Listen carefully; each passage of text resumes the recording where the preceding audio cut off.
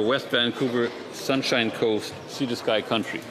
Mr. Speaker, I rise today to recognize the Squamish Climate Action Network, or Squamish Can, on receiving the 2025 Edible Communities Sustainability Award for outstanding leadership in community-driven climate action.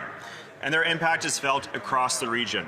Their self-sustaining downtown school farm gives residents and students hand-on experience with regenerative agriculture, distributes fresh food throughout the community, and supplies healthy produce to local schools. Their edible school gardens and Indigenous plant garden, created in partnership with Squamish Nation elders, deepens ecological learning in the classroom and embeds cultural knowledge in the community. Through food security programs, waste reduction initiatives, community education, and strong policy leadership, Squamish Can is reshaping local food systems and strengthening the region's resilience. Mr. Speaker, I congratulate Executive Director Crystal Tenbrink and the entire Squamish Can team for this well-deserved honor and for their continued work to build a healthier, more sustainable future for our community. Bravo. L'honorable. The Honourable Member for Portneuf-Jacques-Cartier. Thank you, Mr. Speaker. Today I'd like to pay tribute to the community organizations in Portneuf-Jacques-Cartier and to the men and women who keep them running day after day. Whether it's food aid, family support, culture, sports, self-help, or assistance for the most vulnerable, your work is essential to the vitality and solidarity of our communities. Behind every organization, there are often always the same people, those who give their time, energy, and heart with tremendous generosity. Our organizations are quite simply vital. They break down isolation and make a real difference in people's lives. I'd like to take this opportunity to appeal to the next generation. Volunteering is first and foremost about doing good for others, but it's also about enriching yourself as a person, making friends, and giving meaning to your commitment. To all of you, I want to say thank you. You are indispensable. Merry Christmas and a happy 2026 filled with health, solidarity, and hope. The Honourable Member for Humber River, Black Creek. Thank you, Mr. Speaker. The Great Lakes and the St. Lawrence Basin are home to 98% of Ontarians and more than 90% of Quebecois. It is a critical part of a highly integrated economy valued at over $10 trillion and extremely important to all of us. Yesterday evening, a coalition of groups dedicated to fostering a prosperous and resilient Great Lakes and St. Lawrence ecosystem welcomed parliamentarians, staff, and officials to a reception to learn more about this precious resource shared by both Canadians and Americans. Representatives from the Great Lakes Fishery Commission, Pollution Probe, Aqua Action, and many other groups were on hand to answer many questions. It was also an opportunity to celebrate the historic and continued investment made by the Government of Canada to protect and restore the basin and to further encourage this important work. Thank you, Mr. Speaker. The Honourable Member for Calgary, Signal Hill. Thank you, Mr. Speaker. Teachers can be the most important person in the life of the student, encouraging, guiding, inspiring, providing strength, support, caring, and love. Richard William Stark was such a teacher. A university basketball player and later a professional engineer, Dick Stark became a teacher in the 1970s. As a coach, particularly basketball, and a teacher of science and math at Luther College High School in Regina, Saskatchewan, Dick Stark had an enormous impact on thousands of young people over 3 decades. If you needed help or support, Coach Stark was there. He was patient and kind and possessed a great compassion and energy. He challenged his students to become better members of society and positive examples to others. Dick Stark inspired many, including me. Dick Stark died on October 10th, 2025. Rest in peace, Coach Stark. The Honourable Member for Terrebonne. Mr. Speaker, the 2025 World Bread Championship is an international competition celebrating the excellence and expertise of artisan bakers in France. At last November's event, a constituent from Terrebonne distinguished himself in remarkable fashion. Damien Agliata, a baker at La Chope à Pain in Terrebonne, won 3rd place in the world and was awarded the prize for Best Brioche, proudly representing Canada among 14 participating countries. At this prestigious event, Mr. Agliata was accompanied by the owner of La Chope à Pain, Guillaume Roy, as well as 3 technical advisors, his father, Laurent Aliata, from La Chope à Pain, Philippe Bretignière, baking instructor, and Roch Desjardins, pastry instructor and team leader. I'd like to warmly congratulate Mr. Aliata on his award, his talent, and his passion, which have put Terrebonne on the world map of bakery. And I'd also like to give a shout out to the owner of the shop, Guillaume Roy. Thank you. Calgary Skyview. Mr. Speaker, the Prime Minister admits that the vast majority of illegal firearms used in crime come from across our border. Yet instead of stopping those guns, the Liberals are pushing a $1 billion gun grab scheme that targets the wrong people. In Calgary, hunters, ranchers, and the sport shooters who follow the law are being punished, while violent criminals walk free. Mr. Speaker, law-abiding Canadians are not the threat. The criminals are. While our city faces rising gun violence, the Liberals refuse to fix the border disorder. That lets in nearly all illegal guns. Gun crime is up 130% because of their catch and release bail system in Bill C-75 and reduced penalties for gun offenses in Bill C-5. The buyback won't stop criminals or smuggling. It only targets responsible citizens. Conservatives will protect lawful gun owners, crack down on violent offenders, and keep Calgary families safe. The honourable member for Sydney Glace Bay. Mr. Speaker, I rise today to recognize Chief Terry Paul of the Member 2 First Nation, who's been named 2026 inductee into the Canadian Business Hall of Fame. Now, this is a testament to one of the most remarkable leadership stories in Canada. For over 40 years, Mr. Speaker, Chief Paul has guided Member 2 through economic and social transformation. Under his leadership, Member 2 became the first Indigenous government in the world to achieve ISO certification. Also, Mr. Speaker, employment has climbed to nearly 80%, graduations rates are approaching 90%, and the community continues to grow and evolve, strengthening its economy, Mr. Speaker, and expanding its opportunities. Chief Paul has also led some of the most significant Indigenous business investments in our country, including the 50% acquisition of Clearwater Seafoods. His leadership, Mr. Speaker, has reshaped opportunity for Member 2, Mi'kmaq, and all of Cape Breton. His induction is well-earned and well-deserved. Walalin, Chief Paul. The honourable member for Similkameen, South Okanagan, West Kootenay. Mr. Speaker, for over 40 years, the Penticton Shooting Sports Association has operated a facility that includes multiple ranges on land leased from the federal government. But unless action is taken before December 31st, it will be forced to close forever.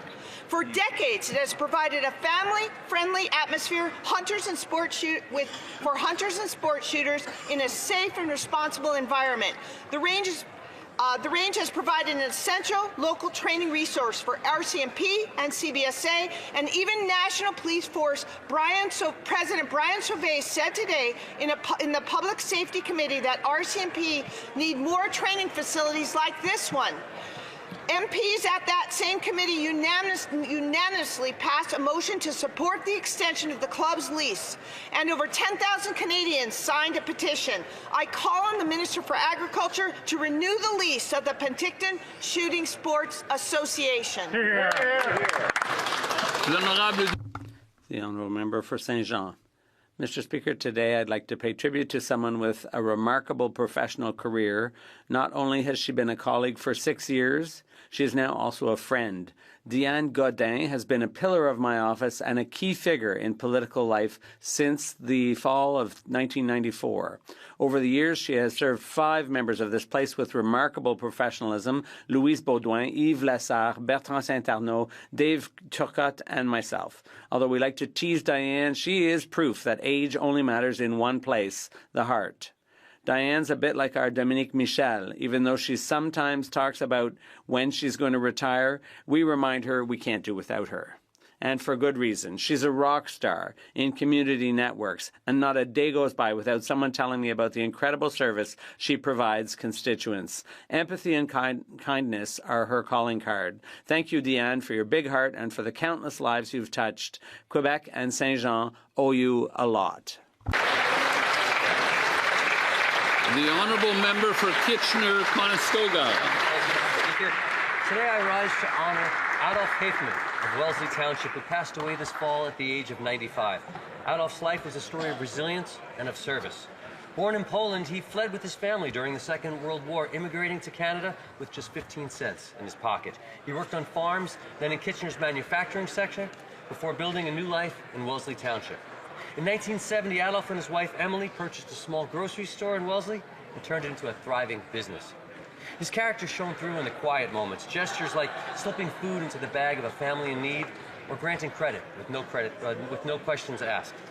Adolf Hafmann helped found the Wellesley Apple and Butter and Cheese Festival, a tradition that continues to bring our community together every year. He was named Wellesley Citizen of the Year and remained a pillar of generosity throughout his life. To his family and friends, thank you for sharing Adolf with us.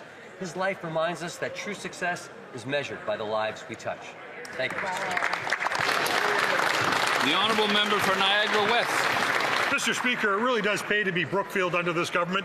Just last month, Canadians were told we're sending $528 million of our money to the European Space Agency. That's great news for European jobs, and an even bigger coincidence for Brookfield, because it just happens to own 50% of a campus in the UK that's home to a major ESA faculty. I'm sure the Prime Minister, the former chair of Brookfield Asset Management, was just as surprised as the rest of us when this deal landed.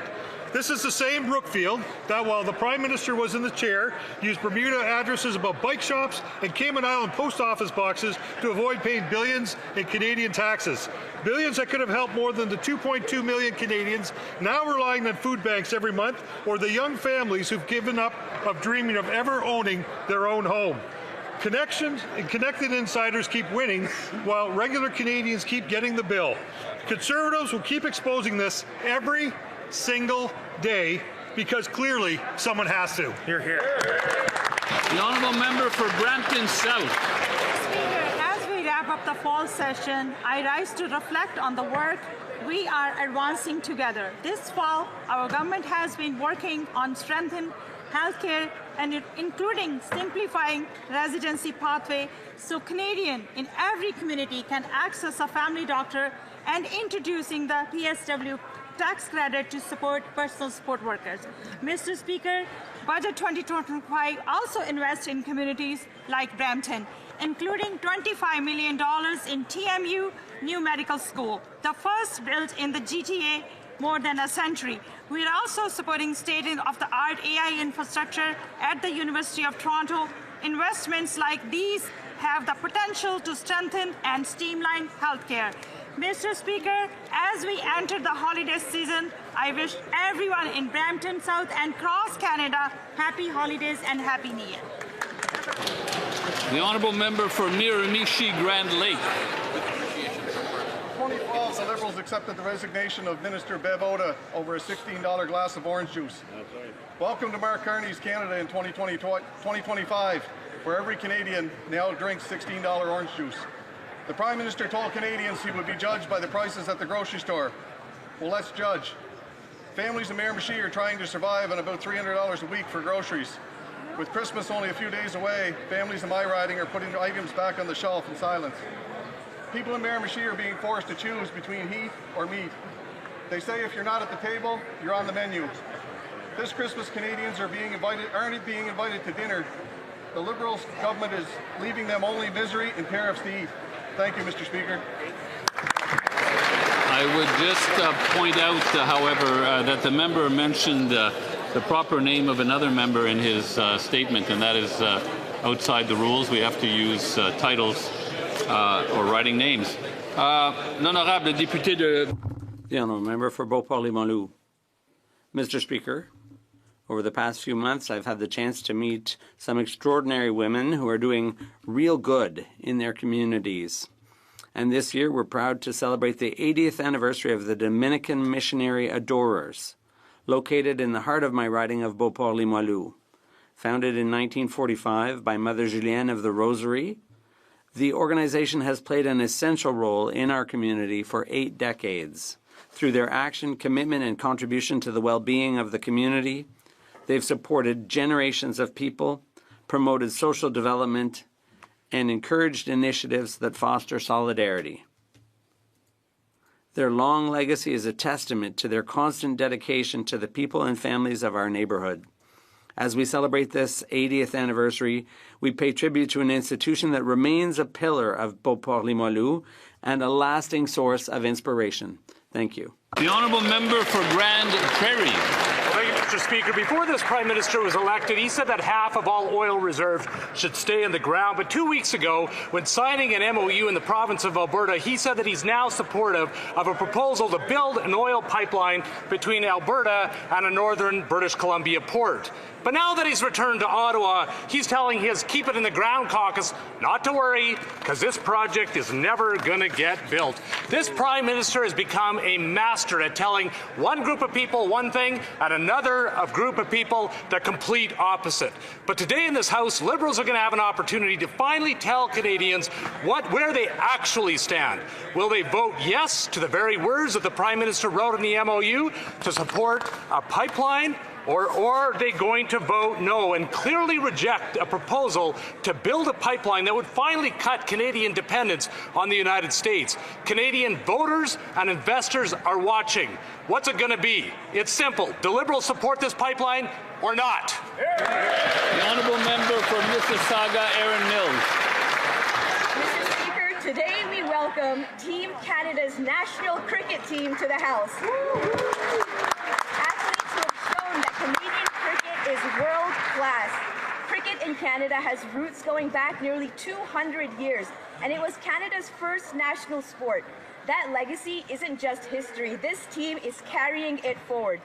In 2025, Team Canada went unbeaten through the America's regional qualifiers to earn their place at the 2026 ICC Men's T20 World Cup, our second straight qualification. With a new wave of homegrown talent and thriving local and national leagues, cricket is flourishing all across the country. Every year, cricket enthusiasts from across Canada come to Ottawa to raise awareness, advocate for the sport, and play cricket with parliamentarians. Team Canada is proving that Canadian cricket is stepping onto the world stage with ambition and a future that Canadians can cheer for. Thank you, Mr. Speaker.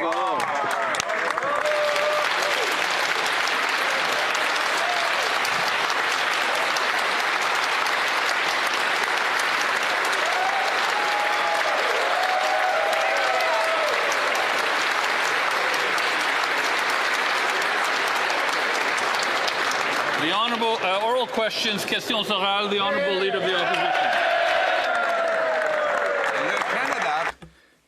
Canada needs a pipeline to the Pacific so that we can sell more of our product outside of the United States to other countries, make our economy more independent, strengthen the Canadian dollar, and the purchasing power of all Canadians. The Prime Minister has always been against, but now, last week, he did an about-face in Alberta. But when he came back here, there was a rebellion in his caucus, so I took the words from his agreement. Is he going to vote for those words, or can't we believe his words? The Right Honourable Prime Minister. Mr. Speaker, the Memorandum of Understanding is not something that you can pick and choose from. The opposition leader chose a few words, but not all the words. He forgot the industrial carbon price, the strengthening of that price. He forgot the methane regulations. He forgot net zero 2050. You have to eat the entire meal, not just the appetizer. Eat the entire meal. Well, that would be great if Canadians could buy a full meal, Mr. Speaker.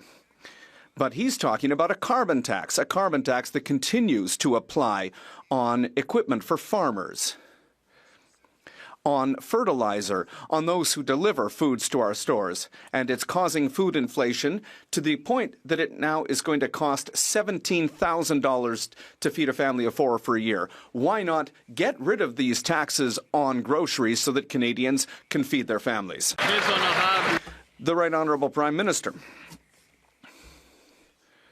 Mr. Speaker, there is no carbon tax on Canadian farms, which have emissions below 50 kilotons.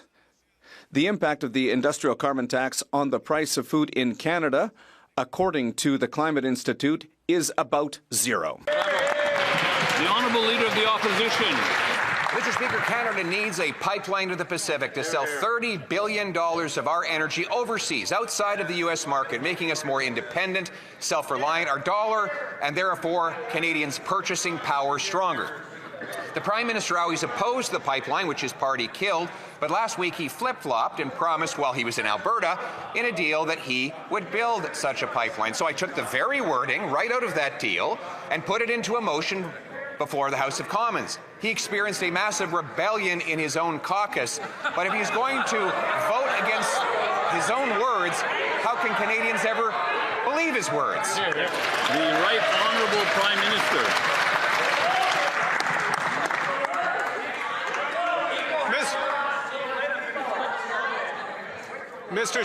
Mr. Speaker, as the Canadian national cricket team knows, you've got to play the whole T20.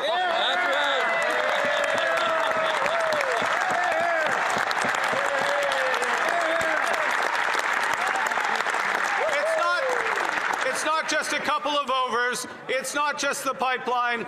It's not just pathways. It is a price on industrial price on carbon that goes to $130 effective. It is reductions in methane. It is net zero 2050. It is building Alberta strong, Canada strong, durable, sustainable, and the Honourable Leader of the Opposition. I took the wording for the motion right out of his deal. And if he votes against the motion, he's voting against the pipeline to the Pacific. He's voting against overriding the discriminatory and anti-Canadian ban on shipping our energy abroad.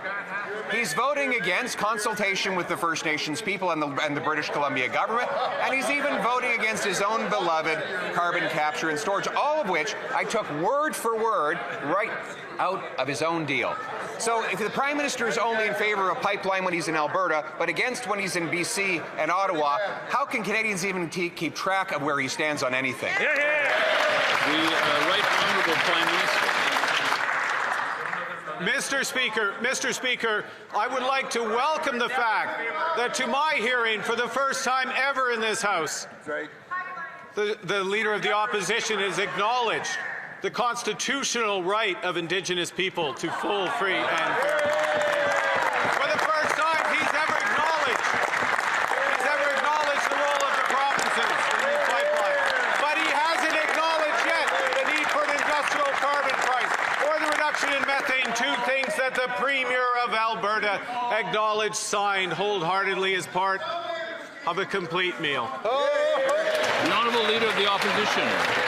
Mr. Speaker, not only do we acknowledge the obligation to consult with our First Peoples, we put that right in the motion. It's there. It's right there. It's right there, Mark.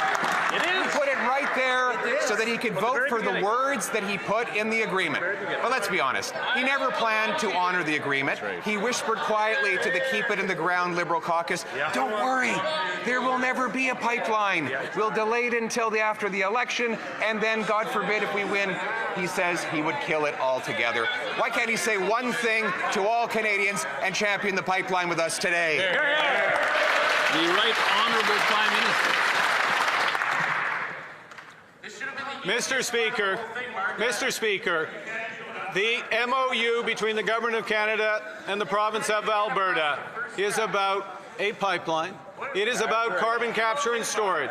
It is about interties with the clean electricity grid of British Columbia. It's about artificial intelligence data centers. It is about an industrial carbon price that works. It is about methane regulations that get methane down 75% so that we can have the lowest emission, low risk, lowest cost oil in the world and build this country. The Leader of the Opposition. We put the interties proposal right in the motion, right out of his deal. We put the carbon capture right in the motion, right out of his deal. We put the pipeline and the overriding of the oil shipping ban right in the motion. It came right out of the deal that he signed. So now it's clear that the only thing he really cares about is that it doesn't include an industrial carbon tax that will drive jobs out, drive grocery prices up. Why is it that he wants a carbon tax without a pipeline when what we really need is a pipeline without a carbon tax? The Right Honourable Prime Minister. Mr. Speaker, the grand reveal has been made. Mr. Speaker, I'm not a lifelong member of this House, so I don't know all the rules, but I don't think there's a limit on the size of motions. And in fact, since the MOU is already translated, I think it would be very easy to take the entire MOU in both official languages and propose them if the members opposite would support everything that the Premier of Alberta has done. That's a very good question. The honourable member. The honourable member for Belleuil-Chambly. Mr. Speaker, we read this morning a letter from the former Minister of the Environment and former Minister of Heritage, and apparently he's not very happy, but still a member of the Liberal caucus, and he has described the setbacks and the problems with the agreement between the Prime Minister of Canada and the Premier of Alberta. What I need to know from the Prime Minister is he going to choose the environment and his own caucus, or is he going to choose the investors in the oil companies? The Right Honourable Prime Minister. Mr. Speaker, the government has chosen Canadians, the future of all Canadians. That means good jobs. That means a sustainable, prosperous economy with major investments in every form of energy and with a future for Quebec that is clean and prosperous. The honourable member for Belleuil-Chambly. The Prime Minister's words are more cute than they are specific. Moving on to the religious exemption, does the Prime Minister agree with his Justice Minister? Or is he not in agreement with his Minister of Justice? Does he agree with the Justice Minister who seems to agree with the Bloc? So what I'd like to know is what is his position, and I think people have a right to understand his personal position. Does the Prime Minister, is he ready to respect religious minorities, or is he going to respect all Quebecers? The Right Honourable Prime Minister. Mr. Speaker, Bill C-9, which the member across the way is talking about, it's a bill that is there to protect religions. It's to protect temples, synagogues, churches, mosques. And I know that members of the Justice Committee are currently discussing changes, possible amendments to that law. The honourable member for Belleuil-Chambly. So among the religions to be protected, is there Adil Sharkawi, Mr. Speaker? Mr. Speaker, we've learned that somebody who's close to the Prime Minister and who's close to the Liberal Party of Canada, we believe that it's just like in the Trudeau era, we've understood that this person has spoken out in favour of the discount drivers, the drivers who are dangerous on our roads. I'd like to ask the Prime Minister, is he going to serve the Friends of the Liberal Party, or is he going to serve Canadians and their safety? The Right Honourable Prime Minister. Mr. Speaker, Unacceptable words are always unacceptable, and that's clear. That's absolutely clear. We are working and always working to protect truckers. We are always working to protect rights, and that is why the government is tightening the rules for truckers. The Honourable Leader of the Opposition. Mr. Speaker, speaking of trucks, they take steel, unlike what the Prime Minister said when he asked a reporter whether he or anybody uses steel anymore in Canada. You know, farm equipment takes steel as well. And farming takes fertilizer. All of these things are taxed by the industrial carbon tax. Sorry I have to give this elementary lesson in the supply chain to the Prime Minister, but it is a reality. And with this tax, food prices have gone up so that Canadians now have to spend $17,000 a year on groceries. Before Christmas, will he get rid of that tax, or will he be the Grinch of the grocery store? The Honourable Government House Leader. Mr. Speaker, for a fleeting moment there, I thought we were going to get another lecture on wood. We were all bracing ourselves over here for another one of those Leader of the Opposition lectures on wood. I do take his point on steel. Indeed, there is steel in farm equipment. Indeed, Canadian farmers are the best in the world. Indeed, our Minister of Agriculture and the entire government are rallying behind them to support our farmers, to support our steel workers, to support our economy, to build big projects with Alberta, with British Columbia. We're going to keep doing that, Mr. Speaker. The Honourable Leader of the Opposition. Yet the Prime Minister is afraid to stand up and debate grocery prices. He says he knows so much about inflation. Well, he's certainly caused a lot in his life, Mr. Speaker. Then he should be able to stand up and defend the very industrial carbon tax that he says is even more important than a pipeline from Alberta. An industrial carbon tax on farm equipment, fertilizer, food processors, at a time when Canadians are paying twice what they were a decade ago for groceries. At Christmas time, will he do the right thing, get rid of this tax so Canadians can eat? The Honourable Minister of the Environment and Climate Change. Mr. Speaker, let me make it really simple for the member opposite. The industrial... We have to be able to hear the Minister. The Honourable Minister from the top, please. Thank you, Mr. Speaker. Apparently, I need to repeat it again and again, so let me do that. To make it simple for the member opposite, the industrial carbon price does not increase the cost of food. It does not apply to farms. But more than that, if we're going to look at that food price report that he is referring to, perhaps he wants to refer to the other parts of it, which is climate change and weather events have become a growing concern for agricultural producers, and increasingly severe and unpredictable weather events are disrupting agricultural production, creating supply challenges that continue to influence food prices across Canada. They should get on board to fight climate change. The Honourable Leader of the Opposition. Mr. Speaker, no matter how high they raise the taxes, they're not going to change the weather, Mr. Speaker.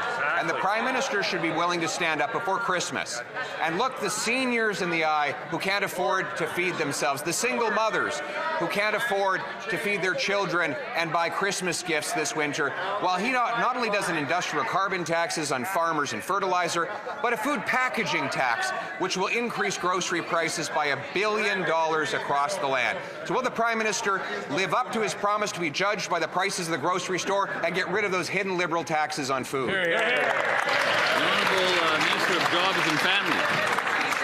The Leader of the Opposition has said he doesn't want to do anything about climate change. He wants to talk about imaginary taxes.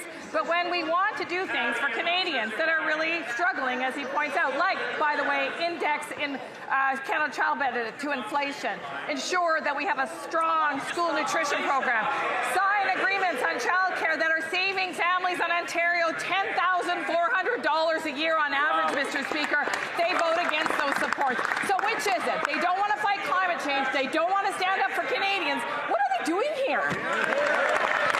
The Honourable Leader of the Opposition. Stand up for Canadians, the Prime Minister won't even stand up in the House of Commons and answer a question about groceries. She calls, a moment ago, he was bragging about his industrial carbon tax. And now his minister says it's imaginary. So apparently the Prime Minister is imagining things again, Mr. Speaker. How can Canadians keep straight his story on grocery prices where one day he promises to be judged by the price of food, the next day he says we need more of a tax on food, and his own minister says it's all in his head. The Honourable Minister of Jobs and Family.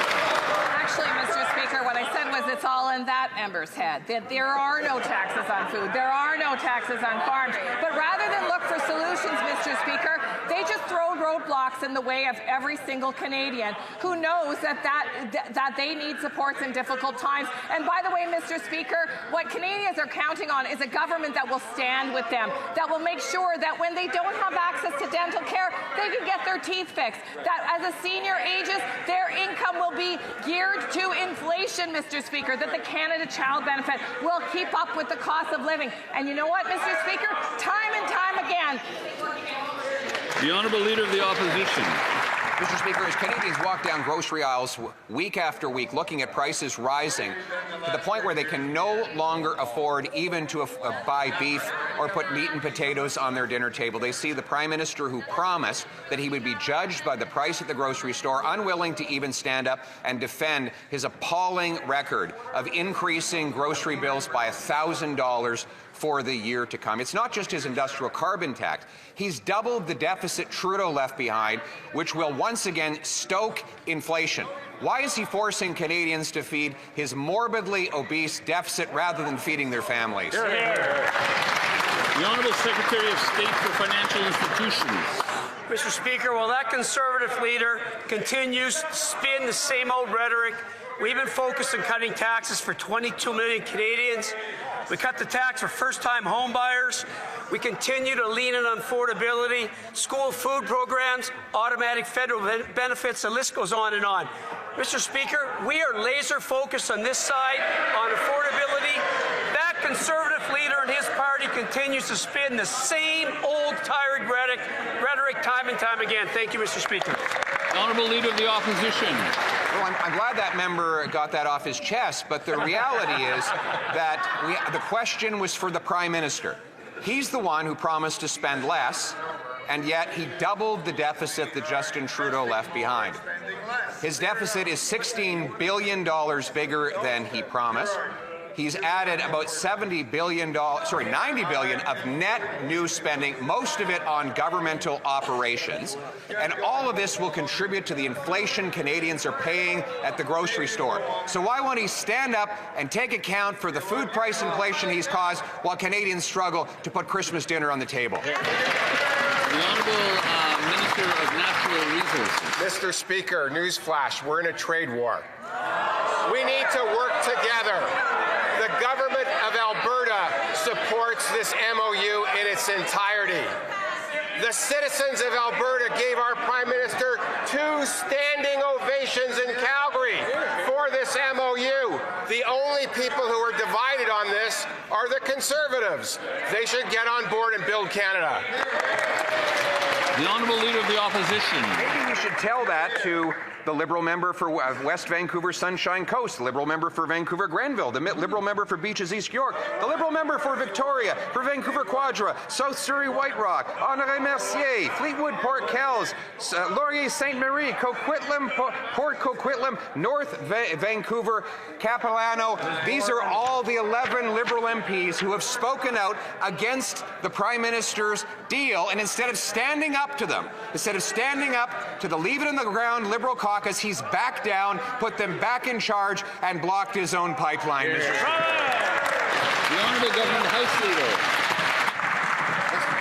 Mr. Speaker, every one of those 11 people, indeed every one of the 170 people on this side of the House who were elected to put Canadians to work, building major projects, building it with Canadian steel, Canadian lumber, Canadian aluminum, protecting our workers, protecting those most vulnerable, coming to the aid of families. 170 Liberal members on this side of the House supporting a strong Canada, a compassionate Canada, and we are completely united on all of that, Mr. Speaker.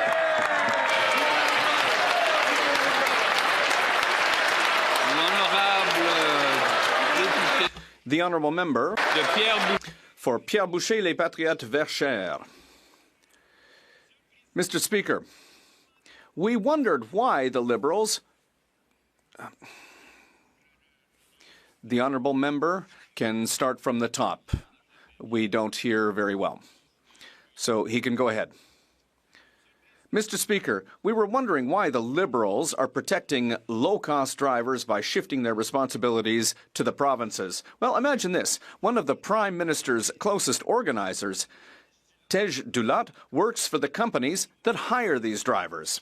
At the Prime Minister's swearing-in ceremony, this generous Liberal donor was even seated right next to him.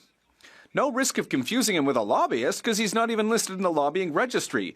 He's using his privileged relationship with the Prime Minister to defend discount drivers, even if it means putting lives at risk. Is that why the Liberals aren't doing anything on this file? The Honourable Minister of Transport. Mr. Speaker, it's this Prime Minister who has called on the CRA to crack down on these discount drivers. It's this Prime Minister who's ordered more inspections to make sure that the Canadian Labour Code is being respected. It's this Prime Minister who's making sure that trucking companies, legitimate trucking companies, can operate in Canada. And that's been recognized in a meeting that I had this morning with who? The Quebec Association of Truckers, who've congratulated the government for everything that has been done by this government. The honourable member for Pierre Boucher, Les Patriotes Verchères. Thank you, Mr. Speaker. The Quebec Truckers Association also says that there's a lot of things the government can still do to fix this file. When it comes to discount drivers, the Liberals once again appear to be protecting the interests of their friends.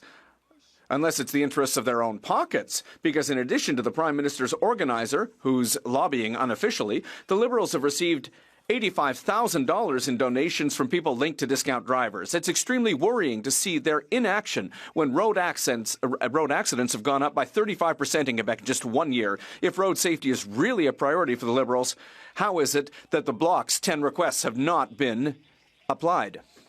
The Honourable Minister of Transport. Mr. Speaker, in all the actions that have been taken by the Prime Minister, by the Minister of Finance, by the Labour Minister and the Minister of Transport to crack down on these discount drivers, a regime that I would note was created by Mr. Harper, one thing has been missed, and I think that Mr. Plamondon is going to come and reproach the Bloc Québécois because the Bloc is asking for the federal government to interfere in the jurisdiction of the government of Quebec to fix their issues and their problems. Mr. Speaker, we're not going to do that. The honourable member for Chilliwack Hope. The Prime Minister can't be trusted on pipelines. He endorsed Justin Trudeau's cancellation of the approved Northern Gateway pipeline and stopped the shipment of Canadian oil through northern BC. Now he claims he might allow a new pipeline, but his Liberal MPs insist that it will never get built.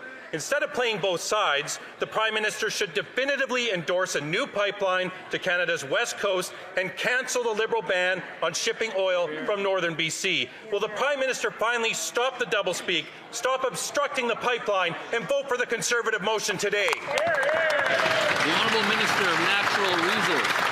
Mr. Speaker, for a future pipeline, it means diversifying our trade and greater competitiveness on a global scale.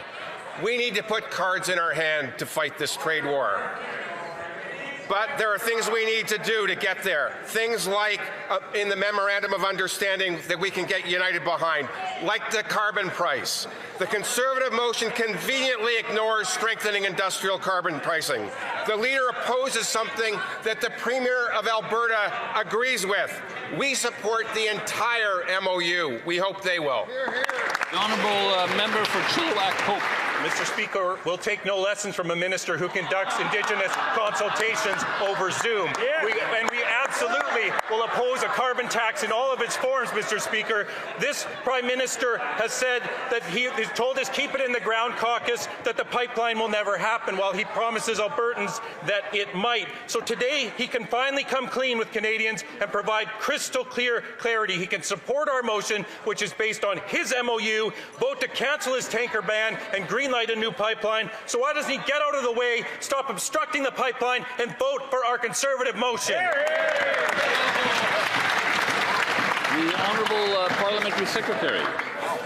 Mr. Speaker, what you're hearing from member opposite is exactly the problem with this MOU.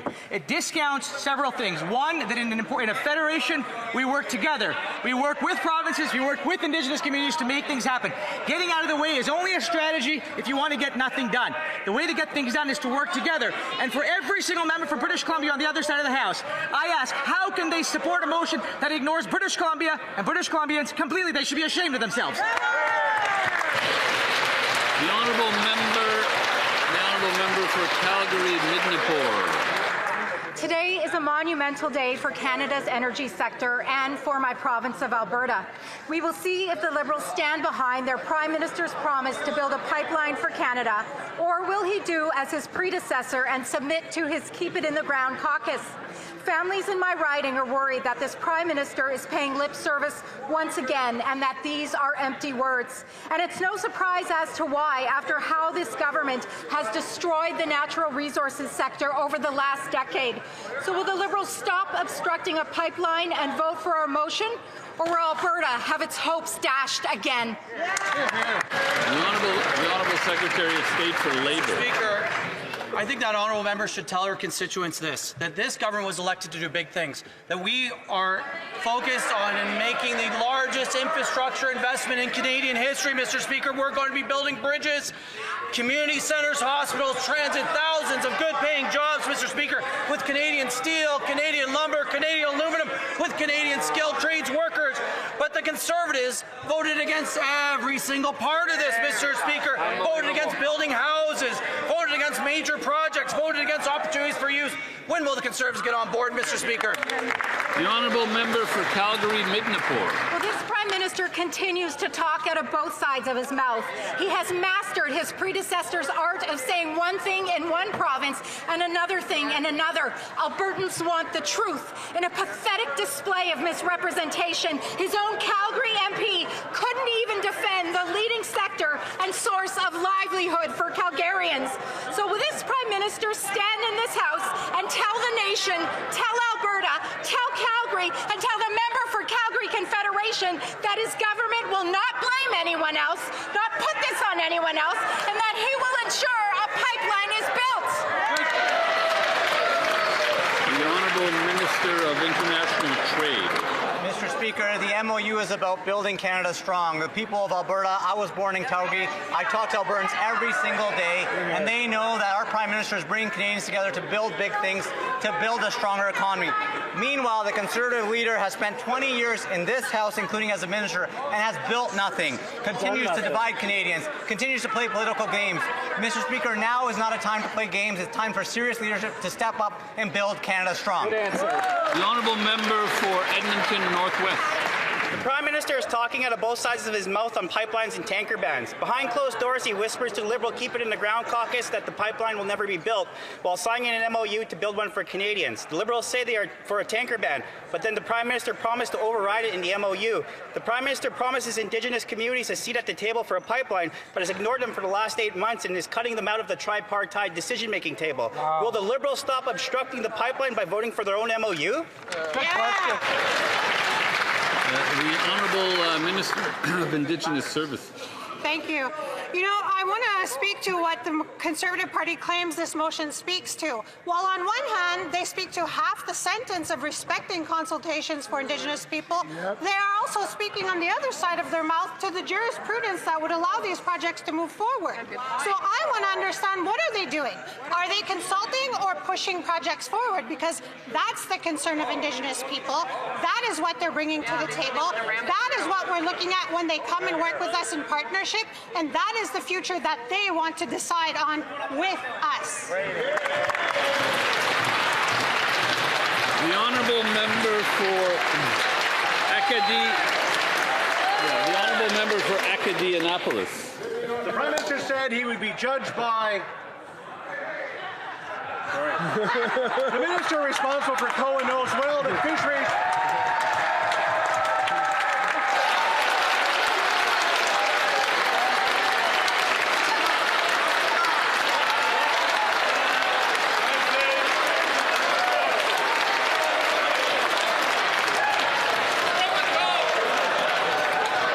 I was afraid this would happen. Not from the top, but he may continue. Mr. Speaker, the minister responsible for COA knows well that fisheries, forestry and agriculture remain at the heart of Nova Scotia's economy. When the Atlantic Economic Panel was announced 2 weeks ago, were representatives from these sectors included? And could the minister tell us how he plans to ensure that these important industries will have a way to contribute to the panel's work? Great question.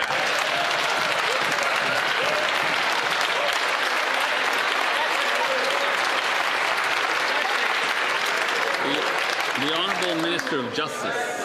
Mr. Speaker, I want to thank the Conservative Shadow Minister for Economic Development in Atlantic Canada for being finally permitted to ask a question about Nova Scotia in the House of Commons. Now, Mr. Speaker, it speaks volumes about the Conservative Party that since he has joined the government, they are yet to actually replace him and go without a voice from Atlantic Canada representing the economic interests of Atlantic Canada. Yes, we rely on these traditional industries that he cited in his question, but we've appointed a private sector-led panel of business leaders to shoot the path forward on energy, on defence, on clean tech to ensure we have good paying jobs. The honourable member for Thornhill.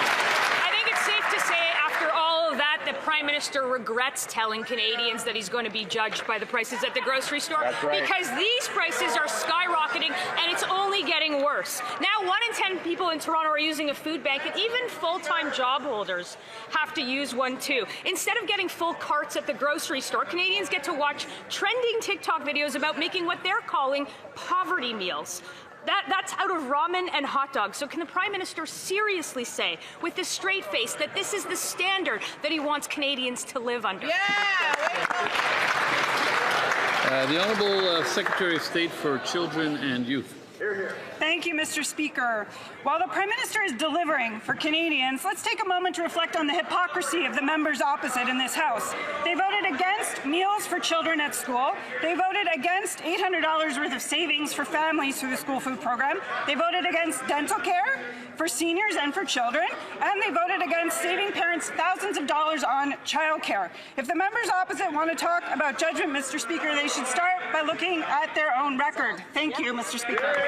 The honourable member for Thornhill. Is that after a decade in power, let Ottawa feed your kids, they've already admitted their failure after 10 years. Let me put it in context, though, for that minister. The number of people using a food bank in Toronto alone could fill the Rogers Centre 8 times every single month. And with the average grocery bill set to rise by $1,000 next year, the government's $11 a year tax cut to those who need it most isn't going to cut it. So no, we will not vote for it. Instead of giving crumbs back to Canadians, why don't they cut the taxes off of food and let Canadians have a meal at home? The Honourable Secretary of State. Mr. Speaker, for starters, there is no tax on food. That's right. We can start there. Canadian families with children under 6 are receiving up to $8,000 a year tax-free per child. This is a program that is tagged to inflation to meet and keep up with the cost of living. Members opposite, year after year, vote against investments like the Canada Child Benefit. It is shameful. Thank you, Mr. Speaker. The honourable member for Lethbridge. Canadians aren't asking for more government programs. They're just asking for the dignity and respect of being able to provide for themselves and their families. Right now, Canadians are struggling more than ever to be able to afford things. And in my riding, I just received a phone call from an elderly gentleman who shared with me that he's now down to 1 meal per day. And he's desperate. And he's without hope. And he's looking at this government and he's saying that they've abandoned him. And so he's looking for an answer. Will the Liberals simply repeat their tired talking points about big government programs and the food school program, or will they actually provide a real solution to Canadians? The Honourable Minister of Jobs and Families. Well, if you listen to the Conservatives over there, Mr. Speaker, there is no solution. The solution is sink or swim. If you can't afford to feed your family, oh well, too bad. The state's not there to take care of you. But here in Canada, we've always believed in taking care of each other. It's why we're known for our universal health care system around the world. And Mr. Speaker, we've built on that. We make sure that we take care of people who need food. We make sure that families who need extra help get the Canada Child Benefit. We make sure that if you're working poor, you get a working income tax benefit. Because why, Mr. Speaker? We believe that Canada is stronger when it includes all of us. The Honourable Member for Lethbridge. Again, Canadians are not asking for more government programs or to be spoken to in the manner that that minister just did. They are simply asking to be respected and empowered to be able to provide for themselves. And one of the best ways that this government can do that is by taking unnecessary taxes off of food.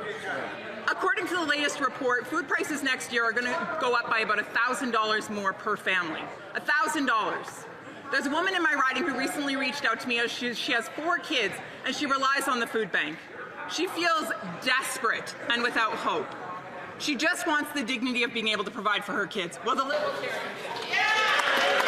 The Honourable Minister of Environment and Climate Change. Speaker, I think that you've heard it from this side, and we will keep on saying it. We are there to support Canadians, and you hear about the many programs that they voted against that we are putting in place to support Canadians. But if we're going to rely on that food report, also should look at what it said about, for example, the price of beef, which says nearly a decade of drought in the leading beef-producing area of Canada has resulted in the smallest number of cattle since the late 1980s. Reduced supply and consistent demand creates upward pressure. The cost of food is going up because of climate change. There is no tax on food, but we will be there to provide the programs to help Canadians. The Honourable Member for York-Durham. Here's a resident they're not supporting, Mr. Speaker. He wrote to me and said, quote, I have lived in the same neighborhood for more than a decade, and almost every essential cost of living has increased dramatically. He had the receipts for his groceries from $200 a month to $600 a month. And what did the Prime Minister say? We should judge him by the price of groceries at the store. Well, that's some judgment, Mr. Speaker, some failure. And next year will get worse. Canadians will pay $1,000 or more, according to the Food Rights Report. Given those struggles, will the Prime Minister end his inflationary spending, scrap the carbon tax, and get rid of the new fuel tax? The Honourable Parliamentary Secretary to the Minister of Finance. Mr. Speaker, it's almost the holidays. Goodwill to all. The opposition leader says, nah, let's circle back next year after my leadership review. Meanwhile, hardworking Canadians wait for a well-earned tax break. They wait for a $50,000 first-time homebuyer's tax cut. Children wait for healthy meals at school. Families and seniors wait for affordable housing. And in addition to that, that member won't even stand up in this House and support the healthcare infrastructure fund that would build a hospital in Durham region that's badly needed for families. He should be ashamed of himself. The Honourable Member for Mégantic-l'Érable, Lotbinière. The Prime Minister sat just across the way, made it a personal issue. He told Canadians that he wanted to be judged on the price of groceries. Irrespective of the excuses the Liberals keep repeating in the House today, it was the Prime Minister himself who decided what he wanted to be judged on. Well, not only has he failed miserably to bring prices down, but the bill will increase by another $1,000 next year. Why has the Prime Minister duped Canadians who are increasingly lining up at food banks because of his inflationary spending? The Honourable Minister for Government Transformation. Thank you, Mr. Speaker. It's rather unfortunate to spend so much energy to be elected, only just to harp on the same thing over and over again, speaking points from their leader to answer. It's even sadder to see that they vote against the childcare benefits, against the school food program that is saving $800 for the most vulnerable families. They voted against affordable housing, Mr. Speaker. They voted against the dental care system. When he talks about inflationary spending, I would like him to tell us what he even means by that. The Honourable Member for Mégantic-l'Érable, Lotbinière. Consultants, bureaucracy, all of that. No Liberals has stood up to defend the Prime Minister who said to Canadians, "You will judge me on the price of groceries." That is what he said. 36% of Quebecers face food insecurity, 3 million visits per month to food banks in Quebec. The Prime Minister's wealthy friends are certainly not affected by the reality of families skipping meals. They have enough money, they eat their fills. He promised to lower food prices. He misled Canadians. Will he stop his inflationary spending so that families can finally eat their fill, Mr. Speaker? The Honourable Minister. In the previous answer, Mr. Speaker, I listed everything against which they voted that supports people in his riding, Quebecers and Canadians from coast to coast to coast. We were elected to give opportunities to all Canadians and to all Quebecers, and that's what we're doing. 54,000 jobs created in November, 67,000 in October, 60,000 created in September. Unemployment is going down, inflation is going down, Mr. Speaker, because on this side of the House, we are building the strongest G7 economy. The Honourable Member for Chicoutimi-Le-Fjord. Mr. Speaker, the Prime Minister said that we needed to judge him on the cost of groceries. 8 months later, the price of food has exploded and families can't feed themselves. The 2026 report forecasts a worsening situation in Saguenay.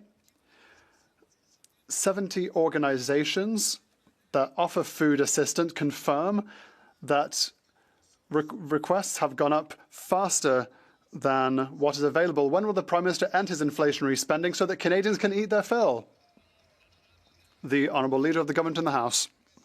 Mr. Speaker, I would like to recognise how good my colleagues' local teams are, hockey-wise, but what he doesn't recognise is that no one in the Saguenay is saying, take these programs away.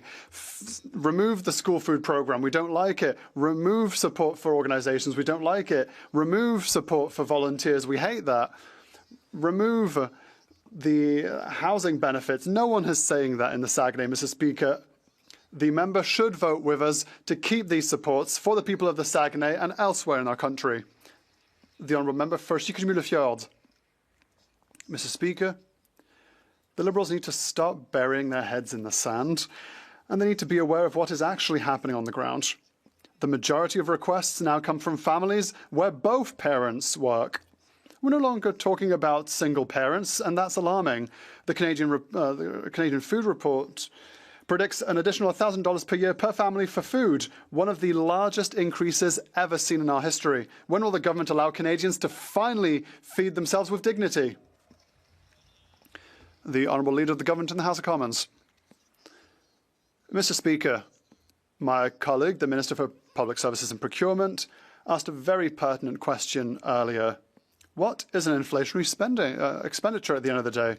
Month after month, day after day, week after week, in these halls, we're asking, is it supporting aluminium workers? Is it helping kids eat at school? Is it helping people with their dental care? Is that inflationary spending? Is it health transfers to province? What is an inflationary spending? After all of these months, could we finally get a definition of an inflationary spending? The Honourable Member for Winnipeg South Centre.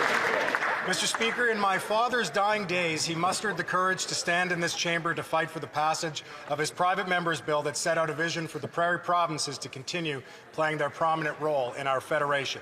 That vision was realized with the passage of the Green Prairie Economy Act, which received royal assent shortly after his passing on December 12, 2022. Can the minister responsible for prairies share how the newly announced Prairie Partnership Initiative enhances this vision and establishes new opportunities for growth across Alberta, Saskatchewan, and Manitoba? Thank you.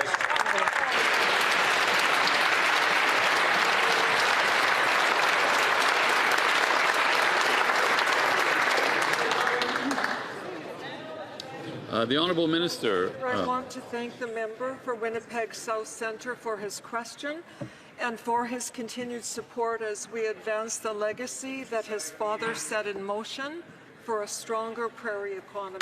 Hear, hear.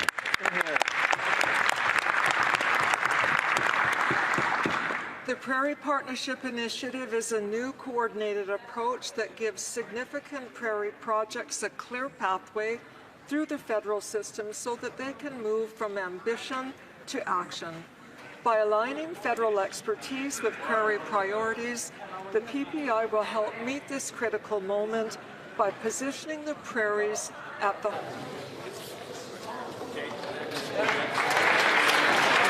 honourable member for Middlesex. The Prime Minister told Canadians that he should be judged by prices at the grocery store. Well, Canadians have judged, and they're angry.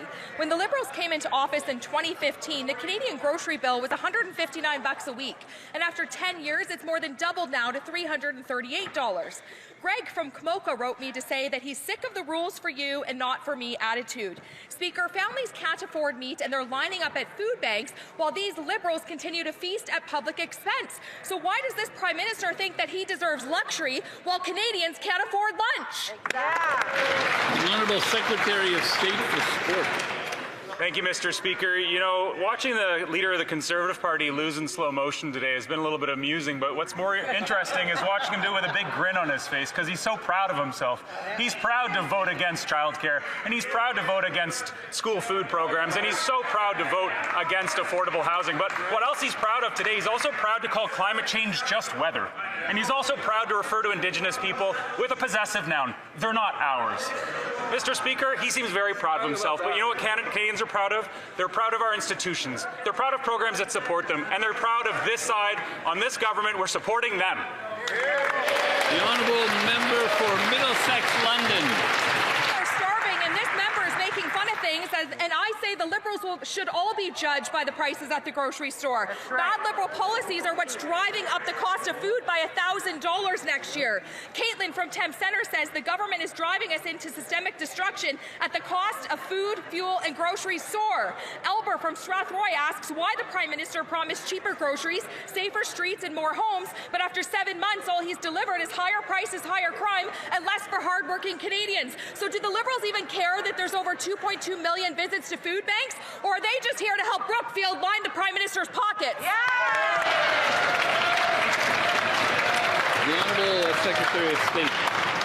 Thank you, Mr. Speaker. First, there's no taxes on groceries. There's no taxes on food. There will never be taxes on groceries, and there will never be taxes on food. And that member's a farmer. She should know better. She should know that the industrial carbon price has absolutely no impact on the cost of groceries, Mr. Speaker. They keep talking about things like the price of coffee. Maybe they should stand up and talk about how industrial carbon pricing in Canada affects the Colombian price of coffee, Mr. Speaker. It's absurd, Mr. Speaker. They're very, very proud to vote against all these programs that support Canadians, but if they could just provide Canadians with one solution to help them at the grocery store over this holiday season. Merry Christmas. Yeah, truly, Merry Christmas.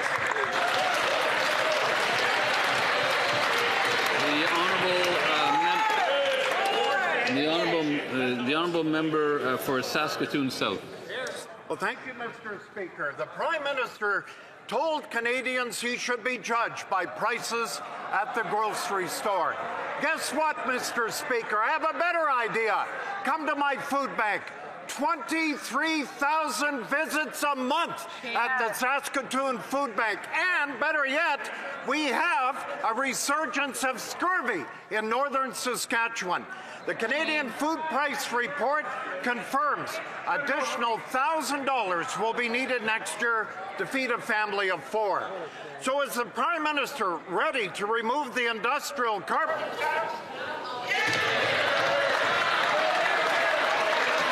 The Honourable Secretary of State for Rural Development. Thank you very much, Mr. Speaker. Let's see what has this tired and old opposition accomplished in the last 10 years. Addressing food affordability, zero achievement. Addressing housing needs, zero achievement. Building major projects, zero achievement. Addressing the challenge of tariff, zero achievement. But their negative attitude towards Canada must stop. Because if they don't stop attacking Canada, I'm saying today I'm going to take every single one of them off my Christmas card list.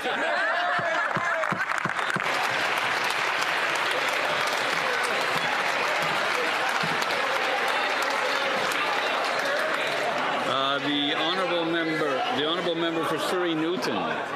Mr. Speaker, last week the President of the Treasury Board held and hosted a co-summit on reduction of the red tape, bringing together the leaders from across the country.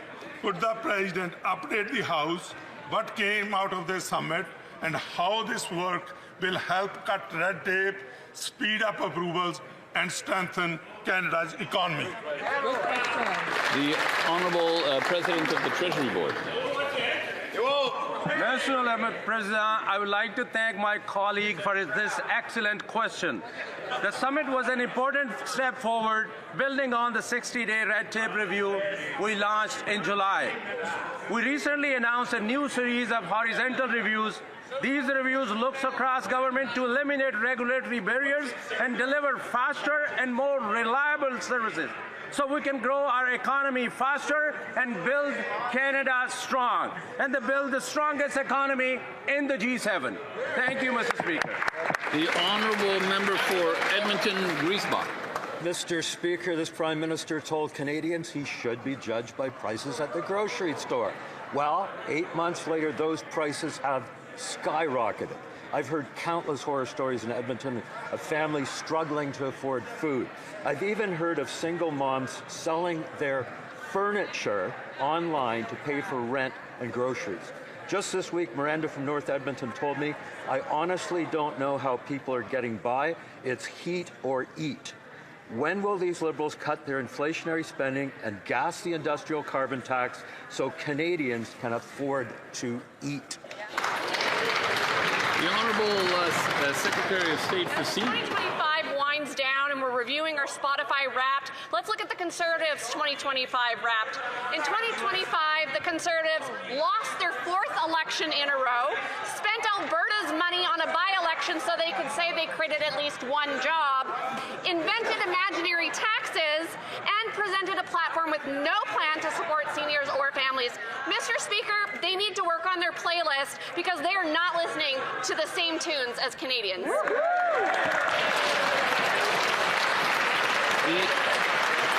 The Honourable Member for Vancouver Kingsway. The former Liberal Environment Minister says this government approved a bitumen pipeline that abandons Canada's climate goals and risks BC's coast. In this House, the Prime Minister said British Columbia and impacted First Nations must agree to this project. In BC, the Energy Minister claimed free, prior, and informed consent is required. But the MOU signed between Ottawa and Alberta says no such thing. Liberals are telling one story here, another in BC, and yet another in Alberta. Canadians deserve to know, is consent for this pipeline required or not? The Honourable Minister of the Environment and Climate Change. Mr. Speaker, the Prime Minister was very clear in this House. He said that the agreement requires agreement from British Columbia, requires the agreement of First Nations. That has been said in this House, and we stand by that right here, right now, and we will continue to. The Honourable Member for Saanich Gulf Islands. Thank you, Mr. Speaker. One section of the enormous Bill C-15, over 600 pages of omnibus budget bill, that's not yet been even mentioned in this place, and it wasn't mentioned in the budget either. So the idea that the Budget Implementation Act just implements things in the budget is belied by pages 301 to 304, with it exempt at ministerial discretion the application of Canadian law to any entity, which could be people or corporations, at the discretion of the minister with no public oversight. Can anyone here, particularly the Minister of Finance, explain? The Honourable Parliamentary Secretary to the Minister of Finance. I agree with the member that the budget bill is full of really great measures for this country, but one thing we can all acknowledge is that Canada has world-class innovators and entrepreneurs, those of whom will help us build the strongest economy in the G7. As part of that process, we're reducing red tape to broaden the use of something called regulatory sandboxes to help foster and spur research and development and innovation. We'll do this in a responsible way, in a forward-looking way, and in a temporary way. These will be authorizations that are limited, but these will help us keep up with the speed of innovation in this country. Thank you. And that concludes question period. Je désire informer I'd like to inform the House that the volume of earpieces will now be reset.